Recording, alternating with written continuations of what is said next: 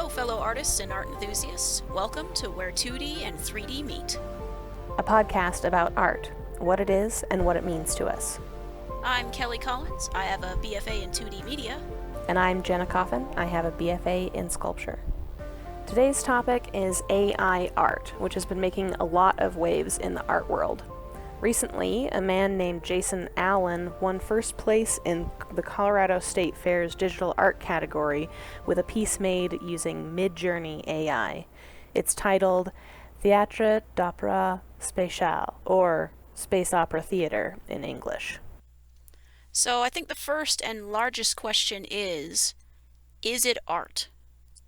This question will come up again in future episodes. It's always going to come up. It's a good first step when thinking about art. So, is it art? What do you think, Jenna? Well, let's call him artist for now, Jason Allen. He believes it's art. He believes he's an artist, as far as I can tell. Okay. Yeah, I mean, he calls his piece art, and that he spent a lot of time refining the parameters and that he did an artistic process. My question as far as this is concerned, though, is like, what is the piece? So we have a lot of different kinds of artwork, such as, other than just the image itself, it could be similar to conceptual art. So maybe the parameters are the piece? Mm-hmm.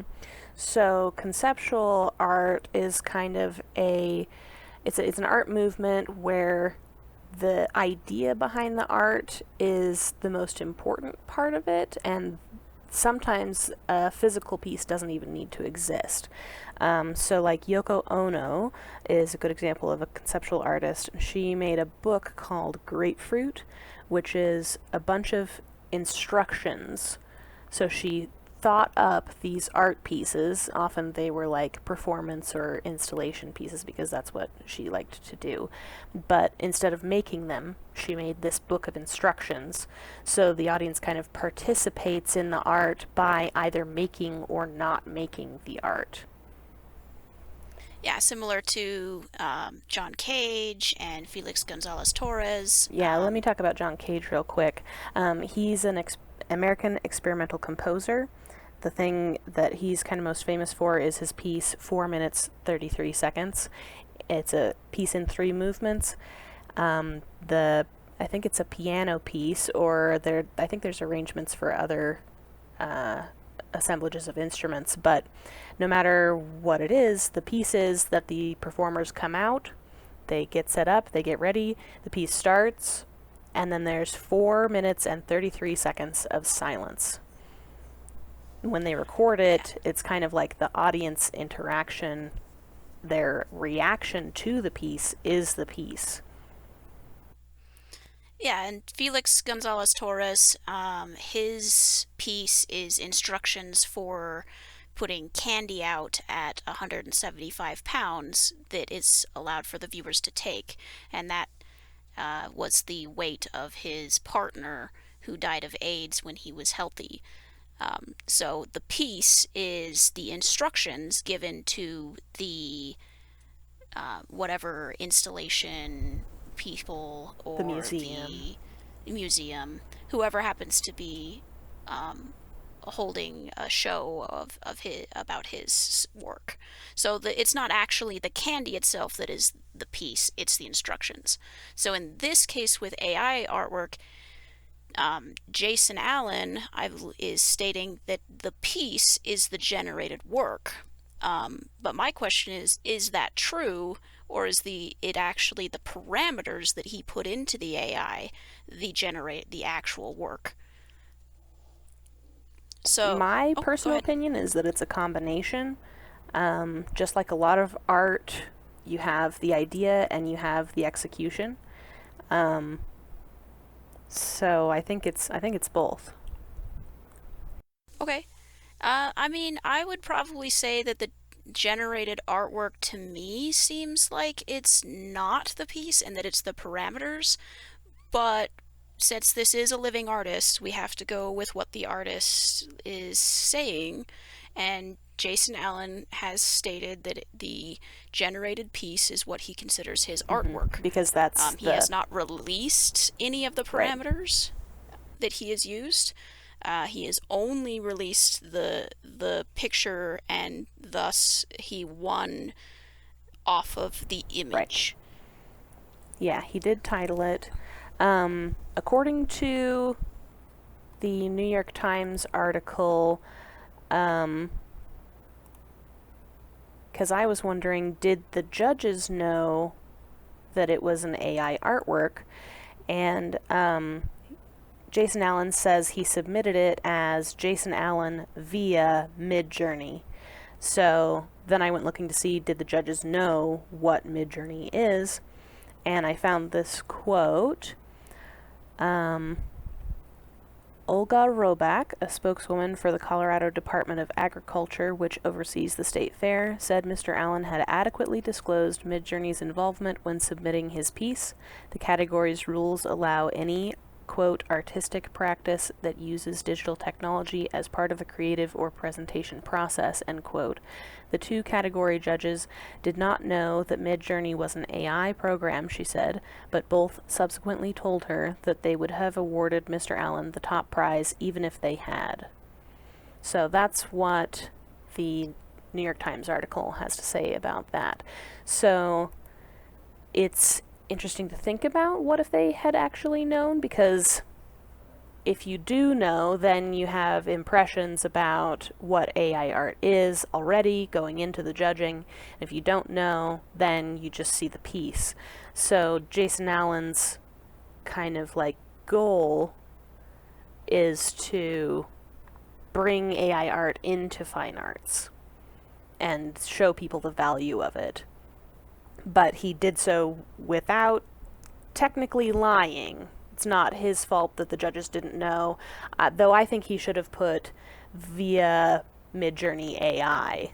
Yeah, it's so at the very least he didn't lie about it. So there's that. On the other hand, I'm not takes a very the way that he sounds makes it seem like he did it because he wanted to see if he Yeah, could. So it less like he wants to bring AI artwork into the forefront and more of like, I just want to see if I can do this, which is fine if can be considered somewhat of a jerk move. But more on that was there's been a lot of backlash regarding Mr. Allen's winning of the a lot Colorado of State people Fair. on Twitter are Um, definitely considering it a jerk move. yeah, that's definitely what I've seen.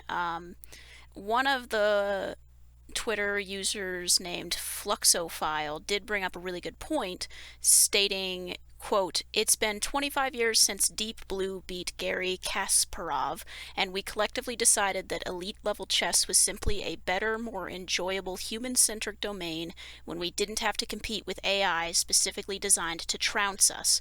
We need to do the same now for art." I think he brings up a really good point in that, like AI and computers learn a lot faster than humans, and that there is, in fact, like that it's an unfair playing field, specifically for digital artists. It's been a quite a few years since this has been a thing, but digital art used to be considered not a fine arts field.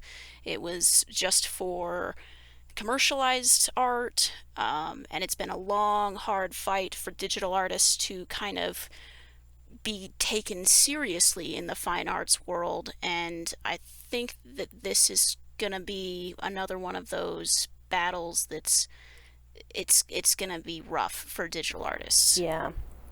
It's hard to be taken seriously as an artist in several fields. Um, the digital art seems too easy or something. Like, because you have Control Z, that means you're not a real artist. I don't know what that's about. But I think that Is It Art has a lot more to do with how the piece makes you feel than anything else.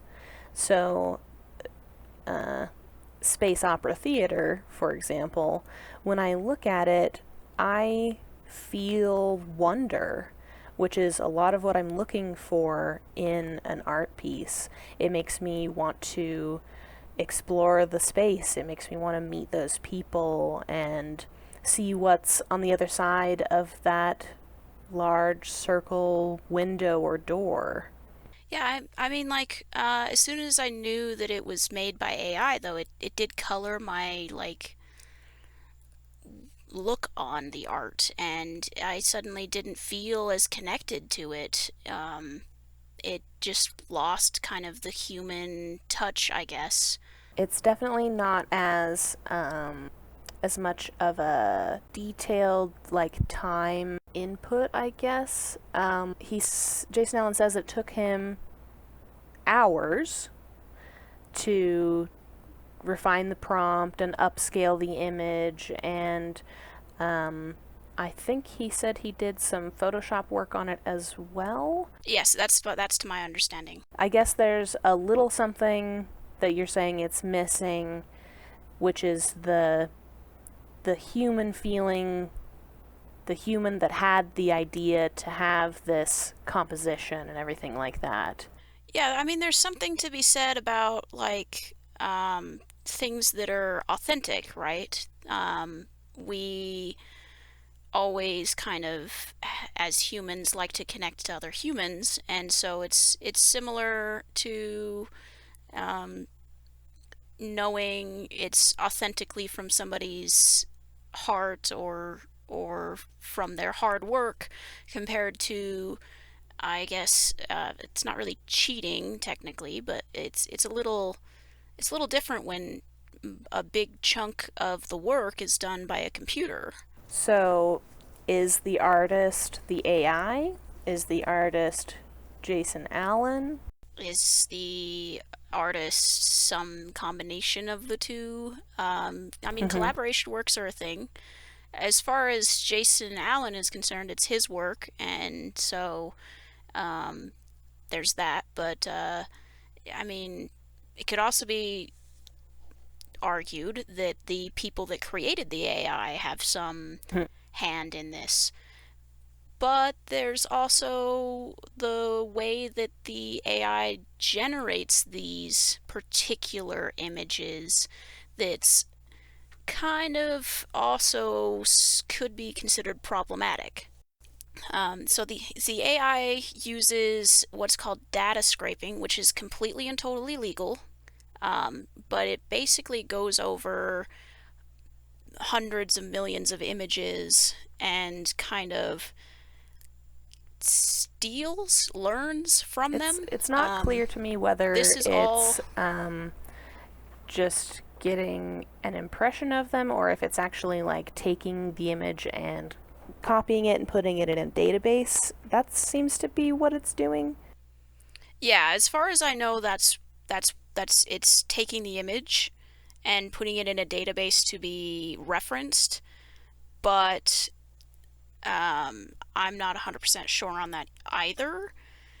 It's the way that the AIs work, are a lot of it is behind copyright or whatever. It just Right, hasn't been depending on the disclosed to AI. us exactly, depending on the AI. And a lot of them reference the same database. Um, so it learns from the same database. It likes to troll different art websites like DeviantArt and ArtStation, which is where a lot of digital artists put up their work. So it does kind of, I don't know, without telling you that your artwork is being used to teach an AI. It's a It's little it's not squicky likely to me. that you could get a copy by using an AI. Like you couldn't get a copy of someone's actual work. But a lot of the prompts and a lot of the way that they kind of teach people how to use it is you put in an artist's name and that will give you kind of an art style. So you can say, one of the ones that I was playing around with as research for this was Night Cafe AI, and we put in swarm of butterflies in the style of Van Gogh. And so that gave us a lot of images of butterflies in blue with yellow background and vice versa, and they were all really beautiful, and you could see the Van Gogh features in it if you're familiar with his work. So it's less problematic for an artist that's already passed away, but for living artists, especially the ones you're talking about on DeviantArt and everything, that are, like we already talked about, having a hard time being taken seriously already in fine arts, and then the AI is threatening their jobs and taking their art and learning from it. So it's kind of a Well, problem for these digital artists. and it'd be interesting to see, like, I'd like to see exactly how close you could get to someone's artwork if you Yeah. put in the correct prompts, right? Like, how close could you reproduce somebody's artwork if you put in the correct prompts to get, say, an almost exact copy of, say, Mm-hmm. instead of butterflies, you put sunflowers? Could you get basically an almost exact copy of one of Van Gogh's sunflowers? So if you already knew something about the artist, knew something about what they make, if you have a famous example, like if we tell it Starry Night, is it going to give us Starry Night? Yeah, so and that can become quite problematic considering that these artists online are completely unaware that an AI is using their artwork as a database to create its own work. Back in the day when we had apprentices and stuff, that was where apprentices would do work and it would be attributed to their master. That was okay in that day, but nowadays, that's it's considered not okay anymore. We don't consider that to be okay, either legally or morally. So the ethics that come down to this is like, well, like how close can you get to a copy? Using that analogy, it's kind of reversed as well because uh, the AI is the one being trained, so the AI should be the one that's not getting credit if we're using the apprentice model that like Rodin used. He would make his pieces in clay and then have other people sculpt them in marble or cast them into bronze, and he gets the credit because it was his idea, his original form. So in that analogy, then the AI would be the apprentice and not getting credit, and we should be giving credit to the original artists. But it's hard to say that it's their work if they don't even know that it's happening. Yeah, and I mean, so Jason Allen has come down stating that, art is dead and AI has won, and that we just need to deal with Mm-hmm. it. The Um, quote is, the humans yeah, the lost. quote is, art is dead, dude. It's over. AI won, humans lost. I mean, like, I disagree with this a great Mm-hmm. deal. Even coming back to the idea of the Deep Blue, which is an AI that was created to play Mm-hmm. chess. Um, we just decided that that wasn't what we wanted. It's the same reason we don't like let robots compete in the Olympics. Perhaps that is something that should be thought of.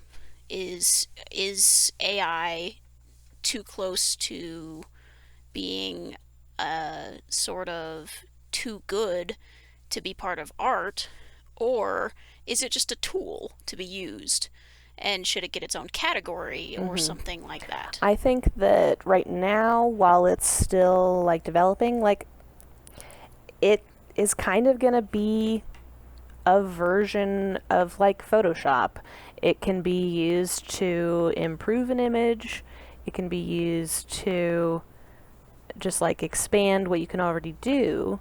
And so I think that artists are going to find that it can be a valuable tool, um, especially if the companies that are like hiring, not hiring artists and are rather getting somebody to generate an AI artwork, and using that for their needed images, then the artists of certain categories need to use the AI art to their advantage. If you can generate an entire background for your detailed character in the foreground and it saves you 20 hours, then you can use that to your advantage and get paid for that. And that's what I think is probably going to happen is it's going to be a partial tool for a lot of artists. Yeah, I mean, unless we legally, which legal wise things take forever to kind of move Mm-hmm. forward. So until this is brought before a court and a legal decision is made about like the legality and ethics regarding data scraping in regards to specifically AI generated artwork, um, we're kind of in this crossroads of, is this okay to call this our own work? And um, I think it's kind of going to be up to individuals to make that decision.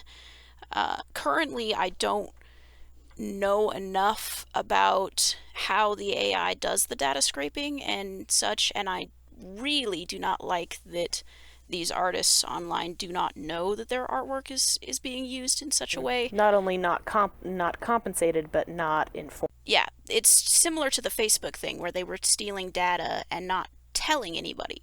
And that's why nowadays there's all these things of we use cookies Right. and we use your data and please press OK in order to get to our website. And that's because of the Facebook thing of now you have to be informed that your data is being Right. collected. Right now, there is nothing that tells these artists that their images are So they kind of being have to collected. hear about it. So, yeah, and there's nothing that asks them if that's okay or not. And so they just have their data being used willy nilly by whoever wants to get a hold of it. Um, and I don't think that's okay. So currently, I would say I'm against AI artwork in the sense of ethically speaking, we are not informing artists about their images being used to teach these AIs, and so they have no way to opt out, Right. so to speak. There's something to be said for if you put it on the internet, you are saying that it's up to fate, basically, what happens to it. Like, you put your information on the internet, you put your photos on the internet, then there's just some element of risk. But there's also, we know that they're doing it, and we need to decide whether or not that's okay as a society.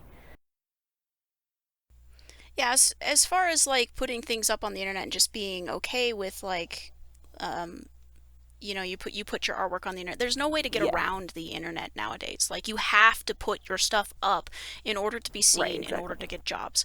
That's the only way you can do it. So I don't think that that's like, yes, once you put it up on the internet, it'll never come down because people will take it and use it and reproduce it.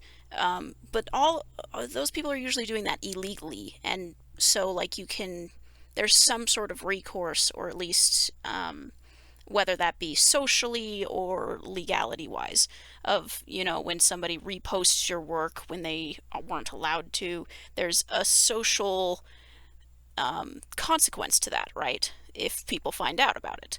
Whereas right now, this AI generated artwork has no social or legal rules regarding it.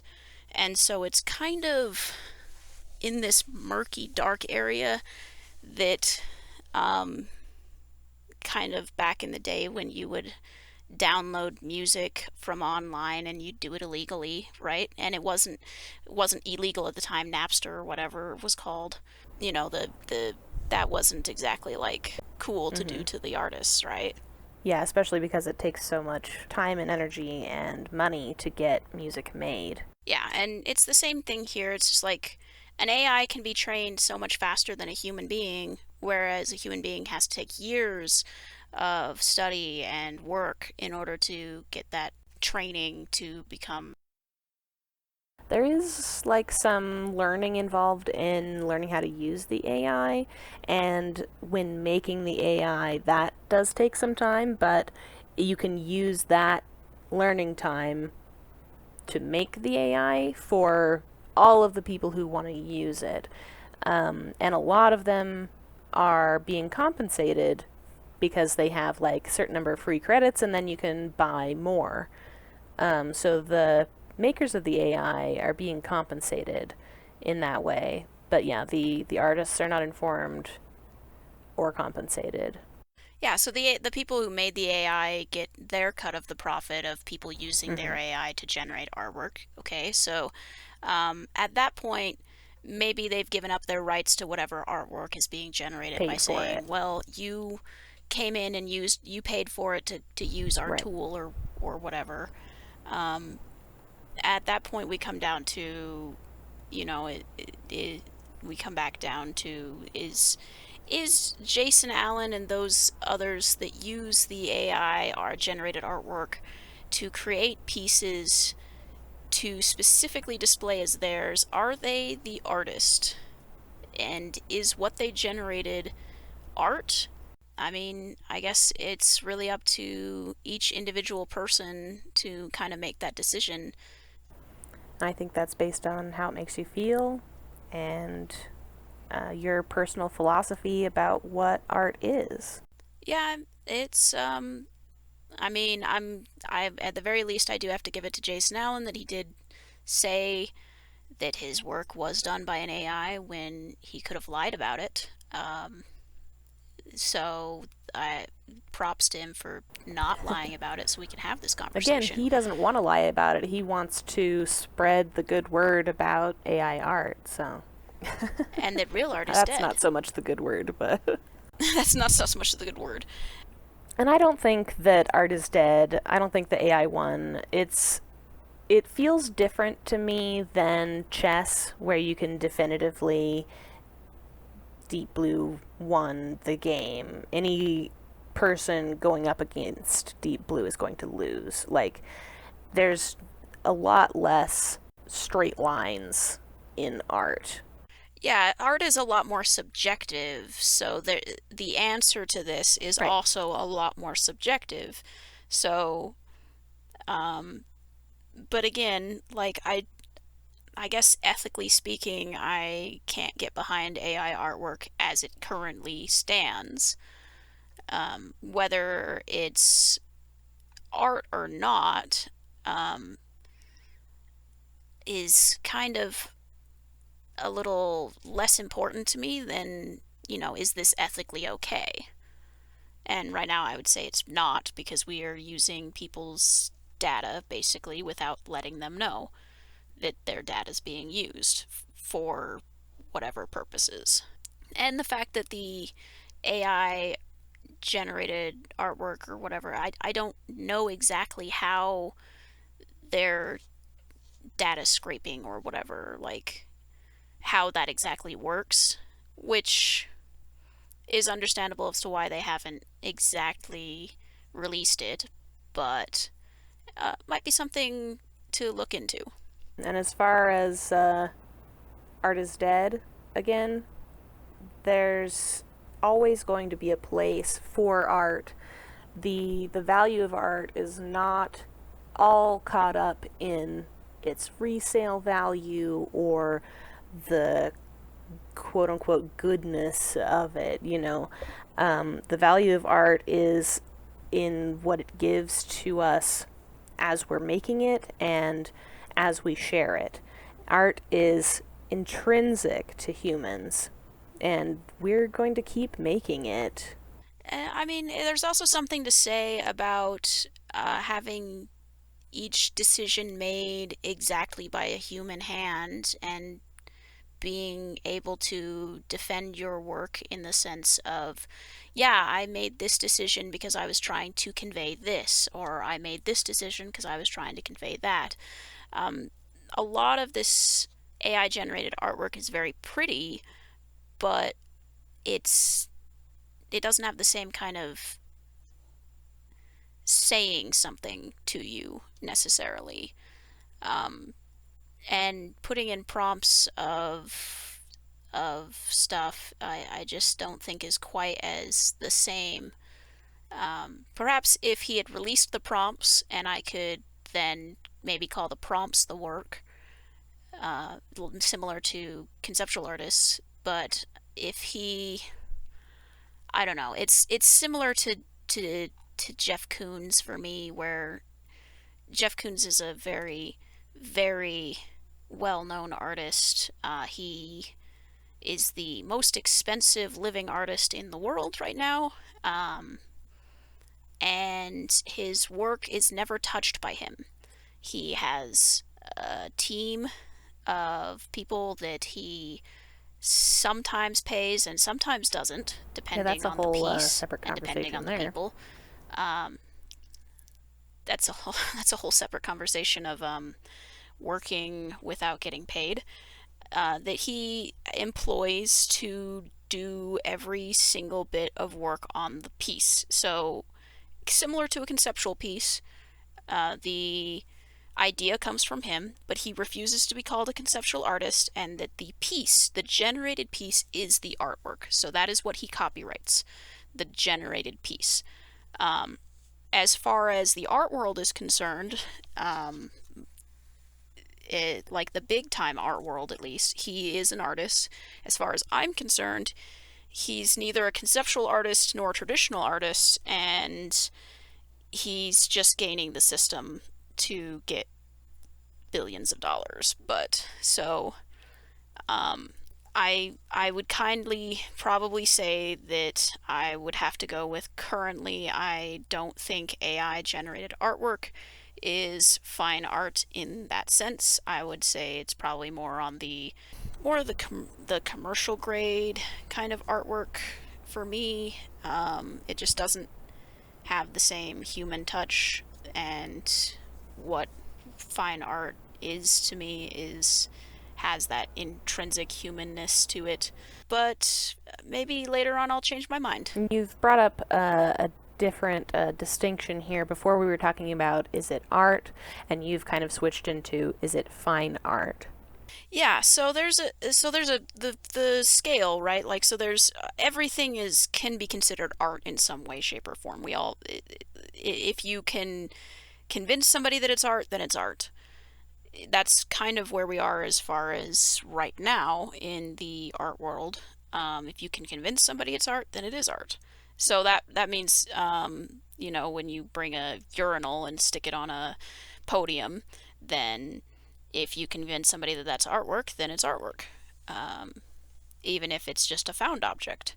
But I think what I'm missing from Mr. Allen is the convincing.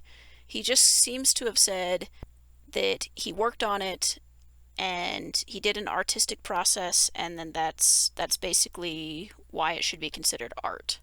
And I just don't find that as very convincing as far as like defending your own work. Yeah, it would be interesting to see what he has to say about the prompt and how he thought of it and what he thinks about it, and like an artist statement kind of thing that you and I are so used to writing, where you write about your ideas about it and your life experiences that relate to it and what you want the audience to get from it. Those kind of things. They're not always necessary, and sometimes it detracts from the art experience. So, I mean, there's points both ways on that. Yeah, I mean, usually, so, when you do a sculpture or I do a painting, we don't usually have to defend the fact that the artwork is artwork. But, the when conceptual art first started out, that your work needed to be defended because conceptual art wasn't really a thing at the time because it was new. So this is new. So you need to defend your work because it's not just a given that it is artwork. It's the same with the digital artists when they first stepped into the field. They needed to defend their work as fine art and not just art with a little a. I guess you could, as I like to say it, art with a capital A is fine arts, and art with a little a is everything else. But with that spectrum between something that's just pretty to look at and it's there to be pretty, and something that's trying to say something deeply about the human experience, and everything in between, there's a sliding scale. And I just think that the AI generated artwork sits more on the scale of it's pretty because unless you're trying to say something specifically about AI generated artwork, and then we could talk about AI generated artwork as a medium. Yeah, I really do think that it's the medium and we should consider it that way. So, but at that point, we come back to is the prompts the work then? And then the generated piece kind of just what happens when So, you put in these instructions. I'd be perfectly fine with that because then it sits very neatly in the conceptual artist kind of categories with, just instead of being, a sculpture or a presentation or whatever you wanted to do with the instructions, it would just be right, like, well, we ended up with a digital piece. Be like right. it'd be like a digital version of conceptual art instead of the normal installation or what is the other one called? Performance. That's the word. Because those usually the instructions are either performance or installation. Those are the two big ones. I think currently I'm not exactly against AI art being used as maybe reference work. I know a lot of Hmm. I've heard of other artists doing that, of using it for references, but I just can't kind of put it in the fine arts category quite yet until it's been more defended, I guess. Yeah, and just because Jason Allen didn't release the prompts, which would be the concept, right? Just because he didn't release them doesn't mean that that's not part of the piece. It's just not being shared with us. And I can understand why he wouldn't want to, because then other people could use it to make their own. So I think his defense of it speaks more to it being a big part. I mean, I guess again, it's just like it comes down to the way that AI generated artwork works. Of like, just did we mention Jason Allen and his defense of the AI being? I, it's just he stated it shouldn't be an indictment of the technology itself. The ethics isn't in the technology; it's in the people. Which it's just it has to be both. Like intrinsically, the AI is influenced by people. The technology is made by people, so they're the ones that made the decision to use data scraping. They're the ones that choose not to disclose to artists that they're doing this and that they're using. Like, it's the technology is made by humans, so it can't you can't take those two apart from each other. Like, it's not a vacuum. The AI didn't create itself, didn't teach itself. that was made by people. Mm-hmm. That's why And it's an artificial intelligence, because we made he it. says it is in the people, and he's right about that part. It's in the people that made the AI, and it's in the people that are using the AI now. So there is an ethical responsibility. If you're going to use it, then you should know what you're doing. You should know that they are using data scraping. And definitely, at the very Yeah, least, you should disclose that you're using an AI when you enter your artwork into any sort of competition. If you truly believe that AI artwork is, in fact, a legitimate form of artwork, you should never right. hide the fact that you are using an AI generated artwork. Now, like I said, he didn't break any rules, and the judges agreed that they would have given him the piece no matter what. That's fine. That's how, just as long as it's disclosed and not against specific rules, I don't really have necessarily an issue with him winning a prize. It really just kind of comes down to the use of the AI at all, to make what he considers a piece that he doesn't want to be reproduced by anybody else. Right.